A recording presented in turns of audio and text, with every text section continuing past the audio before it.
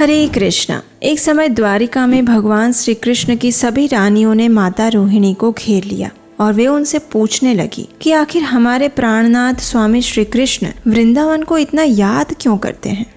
इतने वर्षों से हम उनके साथ हैं, उनकी सेवा करती हैं, लेकिन आज भी मध्य रात्रि में निद्रा अवस्था में वे हमेशा वृंदावन, यशोदा मैया, नंद बाबा, राधिका और अन्य गोपियों को ही क्यों पुकारते रहते हैं। ऐसा क्या विशेष है वृंदावन में। द्वारिका में संपूर्ण ऐश्वर्य है, चारों ओर सुख की लालिमा है, हम सदैव उनकी सेवा में उपस्थित होती हैं। यहाँ के नगरवासी उन्हें इतना प्रेम करते हैं। इन सब के बाद भी आखिर क्यों हमारे स्वामी नित्य प्रतिदिन वृंदावन का ही स्मरण करते रहते हैं। श्री कृष्ण की रानियों की बात सुनकर माता रोहिणी ने कहा, हाँ, यहाँ द्वारिका में सब कुछ है, लेकिन फिर भी वृंदावन और द्वारिका में बहुत अंतर है, और वो भेद है भाव का।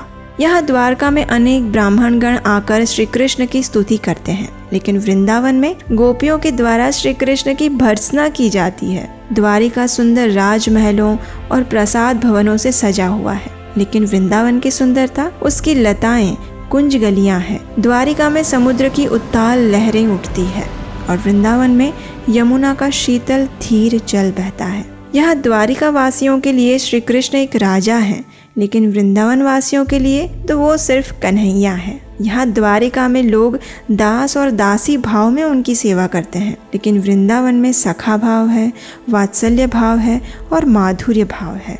द्वारिका में अनेक ऐश्वर्यों से उनकी सेवा की जाती है और वृंदावन में तो उनकी सेवा करने के लिए स्पर्धा होती है। द्वारिका में आप सबका भाव ये है कि मैं श्री कृष्ण की हूँ, लेकिन वृंदावन वासी गोपियाँ ऐसे नहीं सोचती। वे सोचती हैं कि कृष्ण मेरे हैं। द्वारिका में तो देवकी वात्सल्य भाव से श्री कृष्ण को गोद में लेने से भी डरती है, क्योंकि उन्हें लगता है कि वो परम भगवान है। जबकि वृंदावन में यशोदा माता तो श्री कृष्ण को रस्सी से बांध भी देती है। द्वारिका में श्री कृष्ण की पूजा होती है और उनकी चरण धूलि लेने के लिए ब्रह्मा सहित अनेक देवगण लालायित रहते हैं, जबकि वृंदावन में श्री कृष्ण स्वयं नंद महाराज की चरण पादुका को अपने सिर पर रखकर नन्हे कदम भरते हुए आते हैं। वसुदेव श्री कृष्ण को जब कारागार में देखते हैं तो वो उनकी स्तुति करने लगते हैं, लेकिन वृंदावन में यशोदा मैया श्री कृष्ण के मुख में ब्रह्मांड का दर्शन करने के बाद भी उनकी नजर उतारती है। द्वारिका में उद्धव श्री कृष्ण के चरणों के जल को प्राप्त करके धन्यता का अनुभव करते हैं, जबकि वही उद्धव जब वृंदावन में जाते हैं तो वहाँ की एक सामान्य गुल्म लता बनने की कामना करते हैं।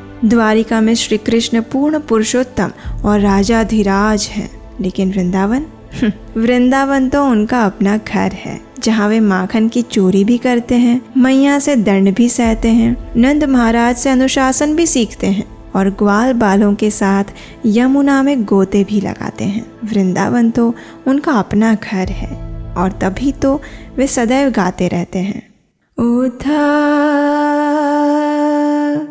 मोहे व्रज विसरत नाही, हंस सुता की सुंदर कगरी, हंस सुता की सुंदर कगरी, अरु कुंजन की छाही, उद्धा मोहे व्रज विसरत नाही। ग्वाल बाल सब करत कोलाहल, ग्वाल बाल सब करत कोलाहल, नाचत गली गली जाही, उद्धा मोहे व्रज विसरत नाही, उद्धा मोहे व्रज विसरत नाही।